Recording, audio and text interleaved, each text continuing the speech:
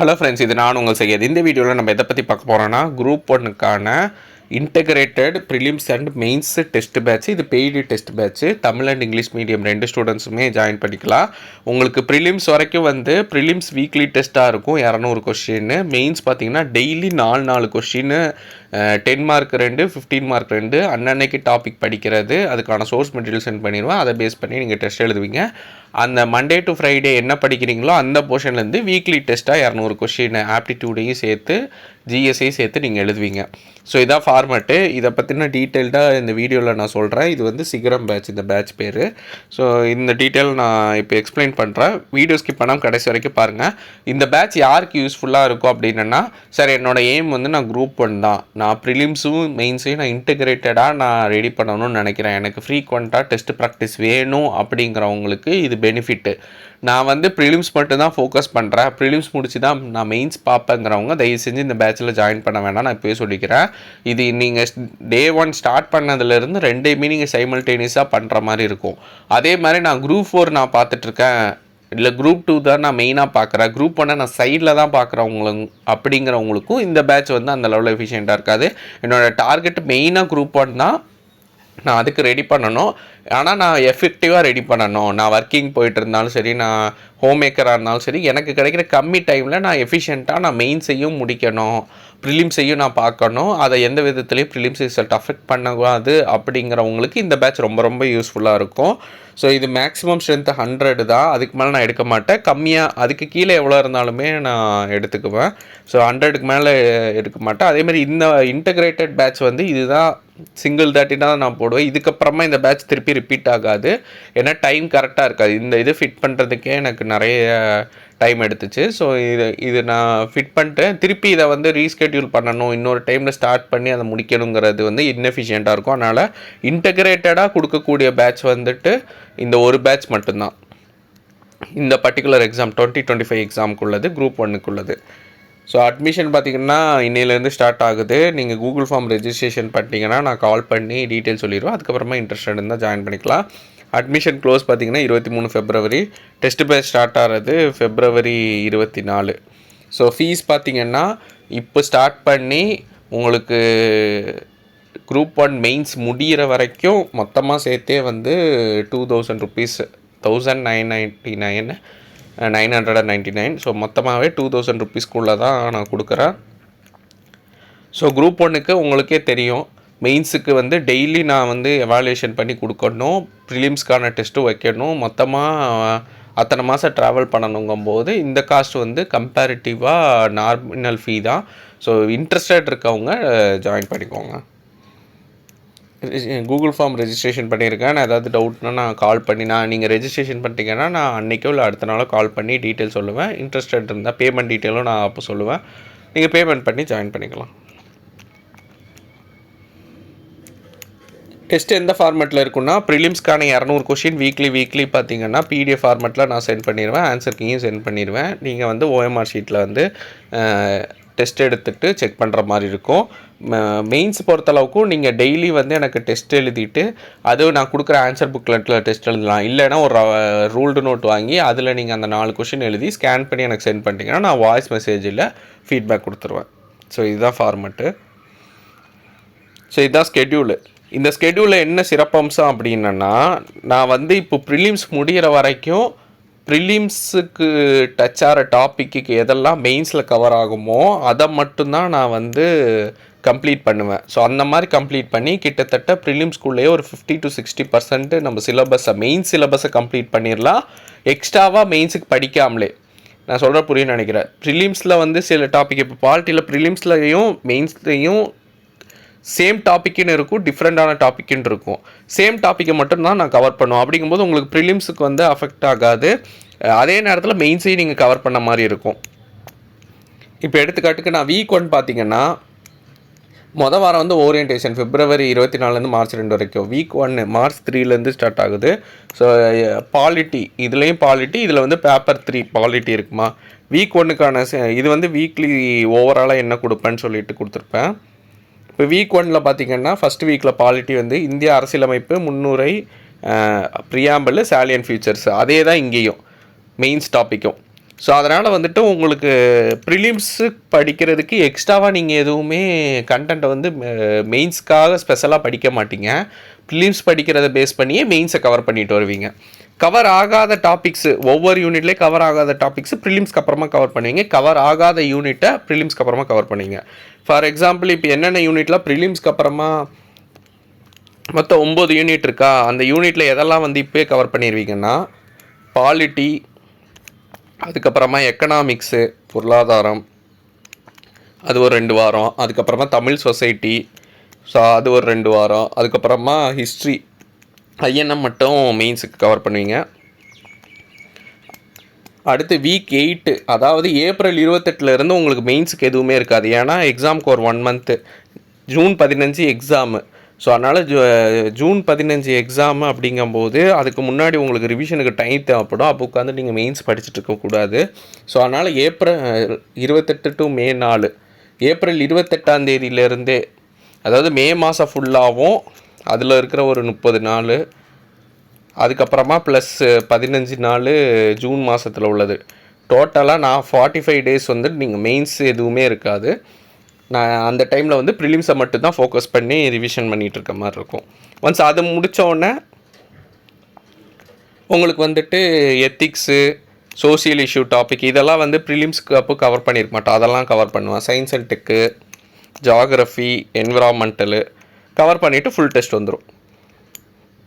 So இப்போதைக்கு வந்து August 24 வரைக்கும் நான் ஸ்கெடியூல் கொடுத்துருக்கேன். இது முடித்த பிறகு ரிவிஷனுக்கான டெஸ்ட்டுக்கான ஸ்கெடியூல் கொடுத்துருவேன். ஸோ இதான் ஓவரால் பிளானு. ஸோ ஃபஸ்ட்டு வாரம் பார்த்திங்கன்னா நான் இப்போ டீட்டெயிலாக சொல்லிடுறேன். வாரம் வந்து மார்ச் 3 to 9 பாலிட்டி படிப்பீங்க. பாலிட்டியை 2 வாரமாக ஸ்ப்ளிட் பண்ணி கொடுத்துருப்பேன். ஒவ்வொரு நாளும் சின்ன சின்ன டாபிக் கவர் பண்ணுற மாதிரி இருக்கும். ஆப்டிடியூடு பார்த்திங்கன்னா ஒரு டாப்பிக்கு, ஒவ்வொரு வாரமும் ஒவ்வொரு டாப்பிக்கு. ஏன்னா 25 கொஷின் நீங்கள் டெஸ்ட் எழுதுகிற மாதிரி இருக்கும். ஸோ அதுக்கான சோர்ஸ் மெட்டீரியல் கொடுத்துருவேன். ஸோ அதை பேஸ் பண்ணி ரெடி பண்ணிக்கணும். டெஸ்ட் இருக்கும். ஸோ இதுதான் வாரத்துக்குள்ளது. இந்த வாரத்துக்குள்ளதும் நான் வந்து டெய்லி ஸ்கெடியூலில் தனியாக, இது வந்து வார ஸ்கெடியூலு, டெய்லி ஸ்கெடியூல் கீழே கொடுத்துருக்கேன் பாருங்கள். வீக் 1 மண்டே என்ன படிக்கணும், டியூஸ்டே என்ன படிக்கணும், வெனஸ்டே என்ன கவர் பண்ணணும், தேர்ஸ்டே என்ன கவர் பண்ணணும், ஃப்ரைடே என்ன கவர் பண்ணணும் அப்படின்னு சொல்லி கொடுத்துருக்கேன். அடுத்து சாட்டர்டே ரிவிஷன்னு, உங்களுக்கு சண்டே வீக்லி டெஸ்ட் எழுதுவீங்க, ப்ரிலிம்ஸ் டெஸ்ட்டு.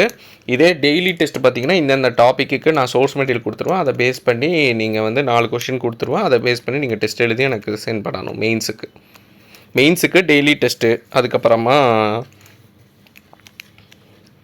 உங்களுக்கு வீக்லி டெஸ்ட்டு ப்ரிலிம்ஸ்க்கு வரும். அடுத்து வீக் 2 பார்த்திங்கன்னா நீங்கள் பாலிட்டி தான் எப்பவும் கவர் பண்ணுவீங்க. ஆப்டிடியூடுக்கு எல்சிஎம் ஹெச்சிஎஃப் கவர் பண்ணுவீங்க. லோக்கல் கவர்மெண்ட்டு டே 6 கவர் பண்ணுவீங்க மண்டே. அடுத்து டே 7 வந்துட்டு கூட்டாட்சி, டே 8 வந்து ஜுடிஷியரி, டே 9 வந்து தேர்தல் ஆணையம் சம்மந்தமாக, டே 10 வந்து ஊழல். இந்த ஊழல் டாபிக் வந்துட்டு பாலிட்டியில் கவர் ஆகாது, சோஷியல் இஷ்யூவில் கவர் ஆகும். ஸோ அதனால் இதை மட்டும் நான் யூனிட்டை மாற்றி கொடுத்துருப்பேன். ஆனால் 2 டாப்பிக்குக்கான கண்டென்ட் ஒன்று தான். ஆனால் சோஷியல் இஷ்யூ டாப்பிக்கை நீங்கள் கவர் பண்ணியிருப்பீங்க மெயின்ஸ்க்கு. அடுத்து வீக் 3 பார்த்திங்கன்னா எக்கனாமிக்ஸு. ஸோ ஹை வெயிட்டேஜ் ப்ரிலிம்ஸ்க்கு உள்ளது. அதனால் இதுவும் 2 வாரம் கிட்டத்தட்ட பார்க்குற மாதிரி இருக்கும். ஸோ நிதி ஆயோக்கு, பிளானிங் கமிஷன்லாம் பார்க்கணும். அடுத்து ஆர்பிஐ ரெவென்யூ மாடல் என்னென்ன, எக்ஸ்பெண்டிச்சர் என்ன. அடுத்தது 13வது நாள் பார்த்திங்கன்னா ஜிஎஸ்டி ஃபினான்ஸ் கமிஷனு. 14வது நாள் பார்த்திங்கன்னா லேண்ட் ரிஃபார்ம்ஸு, எம்ப்ளாய்மெண்ட்டு, அடுத்து இண்டஸ்ட்ரியல் க்ரோத்து. 15வது நாள் வந்துட்டு வெல்ஃபேர் ஸ்கீம்ஸு. இங்கே வந்து கரண்ட் அஃபேர்ஸ் ரீதியாக நம்ம பாலிசி நோட்குள்ளது இதெல்லாம் பார்ப்போம். பாவர்ட்டி ஸ்கீம்ஸ் என்ன, அன்எம்ப்ளாய்மெண்ட், பாவர்ட்டி எலிவேஷன் ஸ்கீம் என்ன, அன்எம்ப்ளாய்மெண்ட் ஸ்கீம் என்ன, எம்ப்ளாய்மெண்ட் ஆப்பர்ச்சுனிட்டி ஸ்கீம்ஸ் என்ன அப்படிங்கிறலாம் பார்ப்போம். அடுத்து வீக் 4 வந்துட்டு ஸோ அதோட கண்டினியூஷன் தான் ரெசர்வேஷன் பாலிசி. அடுத்து வந்துட்டு வெல்ஃபேர் ஸ்கீமு, 17 வெல்ஃபேர் ஸ்கீமு, 18 வந்து எஜுகேஷன் ஹெல்த். இதை பற்றி கண்டிப்பாக ஹெல்த் ஸ்கீமும் எஜுகேஷன் ஸ்கீமும் ரிப்பீட்டடாக கொஷின் கேட்டே இருப்பாங்க. அதை பற்றி ஹைலைட்டடாக பார்ப்போம். 19 ஜாகிரஃபி, தமிழ்நாடோட ஜாகிரஃபி. 20 வந்து அச்சீவ்மெண்ட் கவர்னன்ஸ். அடுத்து வீக் 5 பார்த்திங்கன்னா தமிழ் சொசைட்டி, இங்கேயும் தமிழ் சொசைட்டி. அடுத்து சங்கம் லிட்ரேச்சர் சம்மந்தமாக கொஞ்சம் எக்ஸ்க்ளூசிவாக கண்டென்ட் கொடுப்பேன். ஏன்னா இந்த ஏரியா வந்து ரிப்பீட்டடாக இப்போ வெயிட்டேஜ் அதிகப்படுத்திட்டாங்க. ஆனால் வந்துட்டு நம்ம புக்கில் அந்த லெவலில் கண்டென்ட் இல்லை, நம்ம சோஷியல் சயின்ஸ் புக்கில். இதுக்கான சோர்ஸ் பார்த்திங்கன்னா தமிழ் புக்கிலையும் எக்ஸ்டர்னலாக சில ஸ்டாண்டர்ட் புக்ஸ் இருக்குது. அதில் ஸ்பெசிஃபிக்காக, அதாவது இந்த புக்கு ஃபுல்லாக அட்டை படிக்கணும்னு அவசியம் இல்லை. சில ஏரியாஸ் வந்துட்டு ப்ரீவியஸ் இயர் கொஷின் நான் அனலைஸ் பண்ணி நான் அந்த ஏரியாஸ்க்கான எக்ஸ்ட்ரா சோர்ஸ் மெட்டீரியல் நான் கொடுக்குறேன், அதை நீங்கள் கவர் பண்ணிக்கோங்க. அடுத்து வீக் 6 பார்த்திங்கன்னா தமிழ் சொசைட்டி ஸ்டார்ட் ஆகுது. ரோல் ஆஃப் தமிழ்நாடு, ரெண்டுமே வீக் 5 வீக் 6 வந்து role of Tamil Nadu in freedom struggle. Day 27 பார்த்திங்கன்னா இயர்லி அஜிடேஷன், ஆரம்பகால கிளர்ச்சி. அடுத்து role of women in freedom struggle. அடுத்து வந்துட்டு சோசியோ பொலிட்டிக்கல் மூமெண்ட், சமூக சமய இயக்கங்கள். 29 நீதி கட்சி. 30 வந்துட்டு தந்தை பெரியார் பேரறிஞர் அண்ணாவோட கான்ட்ரிபியூஷன். சிலபஸே அப்படி ஸ்ப்ளிட் பண்ணி கொடுத்துருக்கேன். அடுத்து 31 பார்த்திங்கன்னா வீக் 7க்கு early uprising against British rule, தேசிய காங்கிரஸு, போராட்டங்கள், தலைவர்களை பற்றி, சோஷியல் ரிலீஜியஸ் மூமெண்ட்டு 35வது நாள். அவ்வளோதான். இதோட மெயின்ஸு 7 வாரம் மெயின்ஸ் பார்ப்பீங்க. இதுக்கப்புறமா ப்ரிலிம்ஸ் முடிச்சு தான் பார்ப்பீங்க. 8th வீக்கிலேருந்து மெயின்ஸே இருக்காது. ஏன்னா உங்களுக்கு வந்து எக்ஸாம் நியர்பை, அதாவது 1.5 months இந்த டைம்லேருந்து இருக்கும் கரெக்டாக. ஸோ அதனால் ஒரு 2 வாரம் மட்டும் முடிக்காத 2 போர்ஷனை முடிச்சுட்டு அப்புறமா ரிவிஷன் பண்ணுறதுக்கு டைம் கரெக்டாக இருக்கும். இதில் வந்து ஹிஸ்ட்ரி, சிந்து சமவெளி நாகரிகம், குப்தர்கள், டெல்லி சுல்தானு, முகல்ஸு. அடுத்து சவுத் இந்தியன் கிங்டம் ஹிஸ்ட்ரி. அடுத்து இந்திய புவியியல் அறிவியல். இதை வந்து ஒரே வாரத்தில் முடிச்சிடலாம், ஏன்னா இதோட வெயிட்டேஜ் கம்மி. அதனால் எக்ஸாம் பாயிண்ட் ஆஃப் வியூவில் ரொம்ப இம்பார்ட்டன்ட் டாபிக் மட்டும் கொடுப்பேன், அந்த ஒரு வாரம் பார்த்துக்கோங்க. அதுக்கப்புறமா ரிவிஷன் எப்படி பிளான் பண்ணியிருக்கேன்னா, 10வது வாரத்தில் சண்டே மட்டும் ஃபஸ்ட்டு டெஸ்ட், ஏன்னா உங்களுக்கு டைம் தேவைப்படும். சண்டே மட்டும் ஃபஸ்ட்டு டெஸ்ட்டு இருக்கும். அதுக்கப்புறமா வாரம் 2 டெஸ்ட்டாக இருக்கும். ஸோ எக்ஸாம் போகிறதுக்கு முன்னாடி 7 டெஸ்ட்டு. இன்னொரு ஃபேக்டர் என்னென்னா, ஒவ்வொரு வாரமும் நீங்கள் ஜிஎஸ் எழுதும் போது முன்னத்த ஜிஎஸ்க்கும் நீங்கள் ரிவிஷன் பண்ணிவிட்டு எழுதுகிற மாதிரி இருக்கும். ஒரு பர்சன்டேஜ் ஆஃப் கொஷினை வந்துட்டு நான் ப்ரீவியஸ் இதிலேருந்து கொடுப்பேன். ஃபார் எக்ஸாம்பிள் இப்போ 175 கொஷின் இருக்குதுன்னு வைங்களேன். இப்போ நீங்கள் வந்து 2வது வாரம் இல்லை 3வது வாரம் டெஸ்ட் எழுதுறீங்க அப்படின்னா, நீங்கள் மொதல் 2 வாரம் பாலிட்டி படிச்சிருப்பீங்க, 3வது வாரம் எக்கனாமிக்ஸ் படிச்சிருப்பீங்க. அப்போ எக்கனாமிக்ஸ்லேருந்து மட்டும் 175 இதுக்கு கொஷின் கேட்க மாட்டேன். அதுக்கு பதிலாக என்ன பண்ணுவேன்னா, ஸ்ப்ளிட் பண்ணிடுவேன். உங்களுக்கு ஆல்ரெடி பாலிட்டி படிச்சிருப்பீங்கள்ல, அதை நீங்கள் ரிவிஷன் பண்ணிவிட்டு மொதல் 2 வார content plus 3rd week content 3 வாரத்தையும் சேர்த்து தான் நீங்கள் வந்து ப்ரிலிம்ஸ் டெஸ்ட்டு அட்டன் பண்ணுற மாதிரி இருக்கும். அப்போ 3வது வாரத்துக்கானது ஒரு 120 கொஸ்டின் நான் எடுக்கிறேன் அப்படின்னா, இல்லை 100 to 120 கொஸ்டின் எடுக்கிறேன்னா, மிச்சம் ரிமைனிங் கொஸ்டின் மினிமமாக ஒரு 50 கொஸ்டின்லேருந்து 75 கொஸ்டின் வரைக்கும் ரிவிஷனுக்காக ப்ரீவியஸ் வீக்கில் உள்ள கொஷின்ஸை நான் திருப்பி ரிப்பீட் பண்ணுவேன். அந்த போர்ஷன்லேருந்து ரிப்பீட் பண்ணுவேன். அதனால் உங்களுக்கு வந்துட்டு நீங்கள் ஒவ்வொரு வாரம் படிக்கும்போதும் முன்னத்த வாரத்தை இதை விட மாட்டீங்க. இப்போது பாலிட்டி முடிச்சுட்டு எக்கனாமிக்ஸ் போகும்போது பாலிட்டி எக்கனாமிக்ஸ் சேர்த்து நீங்கள் ரிவிஷன் பண்ணிவிட்டு டெஸ்ட் எழுதுகிற மாதிரி இருக்கும். அதுக்கப்புறமா வந்துட்டு நீங்கள் பாலிட்டி எக்கனாமிக்ஸு 2ஐயும் முடிச்சிட்டிங்க. 3வது வந்துட்டு நீங்கள் தமிழ் சொசைட்டி போகும்போது உங்களுக்கு வந்துட்டு பாலிட்டி எக்கனாமிக்ஸு சேர்த்து நீங்கள் தமிழ் சொசைட்டி டெஸ்ட்டில் எழுதுவீங்க. அப்படியே போகும்போது உங்களுக்கு ஃபைனலாக உங்களுக்கு ரிவிஷன் டைமில் வந்துட்டு நீங்கள் ஒரு சப்ஜெக்டே வந்து மல்டிபிள் டைம்ஸ் பார்த்துருப்பீங்க. அதுக்கப்புறமா மல்டிபிள் ரிவிஷன் பண்ணும்போது உங்களுக்கு எக்ஸாம் எழுதுறது ஈஸியாக இருக்கும். ஸோ முடிஞ்ச லெவலில் எப்படி எஃபெக்டிவாக பண்ண முடியுமோ அந்த லெவலில் தான் நான் பிளான் ரெடி பண்ணியிருக்கேன். ஸோ இது உங்களுக்கு ரொம்பவே யூஸ்ஃபுல்லாக இருக்கும். 2ஐயுமே சேர்த்து பிளான் உங்களுக்கு மெயின்ஸ் வந்துட்டு நீங்கள் ஆல்ரெடி ப்ரிலிம்ஸில் படித்த டாபிக் தான் கோயின்சைடாக நான் மெயின்ஸில் கொஷின் கேட்குறனால நீங்கள் எக்ஸ்ட்ராவாக படிக்க தேவையே இல்லை. ஆனால் நீங்கள் கவர் பண்ணிடுவீங்க. ஸோ மெயின்ஸில் வந்துட்டு கிட்டத்தட்ட நீங்கள் ப்ரிலிம்ஸ்க்கு முன்னாடி ஒரு 50% கவர் பண்ணிடுவீங்க. அதுக்கப்புறமா ப்ரிலிம்ஸ் ரிசல்ட்டுக்குள்ளே ஒரு 30% கவர் பண்ணிடுவீங்க. அப்போது மிச்சம் இருக்கிற ஒரு 20% கண்டென்ட்டை தான் நீங்கள் வந்துட்டு ரிசல்ட்டுக்கு அப்புறமா பார்க்குற மாதிரி இருக்கும். அது குயிக்காக முடிச்சுட்டு மல்டிபிள் டெஸ்ட் எழுதும்போது நீங்கள் அந்த மெயின்ஸு ஃபைனலாக கொடுக்கும்போது உங்களுக்கு ரொம்ப ஈஸியாக இருக்கும். ஸோ இதுதான் ஆக்சுவலாக நீங்கள் செல்ஃபாக படித்தாலும் இதுதான், இப்படி பிளான் பண்ணி படிச்சிங்கன்னா எஃபெக்டிவாக படிக்கலாம். ஆனால் இங்கே என்ன ப்ராப்ளம் ஆகுதுன்னா, ஒவ்வொரு முறையும் ரிசல்ட்டு ரிலீஸ் ஆகியோ இல்லை ப்ரிலிம்ஸ் முடிச்சிட்டோ மெயின்ஸுக்கு ஸ்டார்ட் பண்ணும்போது இவ்வளோ கண்டென்ட்டை வந்து நீங்கள் அந்த ஷார்ட் டேர்மில் முடிக்கிறது நிறைய பேருக்கு கஷ்டமாக இருக்கும். அதனால தான் மெயின்ஸில் வந்துட்டு எஃபெக்டிவாக கொடுக்க முடியாமல் போகும். ஸோ அதனால தான் நான் இந்த பிளான் வந்து கொஞ்சம் எஃபெக்டிவாக பண்ணலாம் அப்படின்னு சொல்லி கொடுக்குறேன். அதே மாதிரி இது வந்து சிங்கிள் பேட்சாக இந்த பிளானில் இது மட்டும்தான், இந்த பேட்ச் மட்டும்தான் இந்த தாட்டி இருக்கும் இந்த வருஷம்.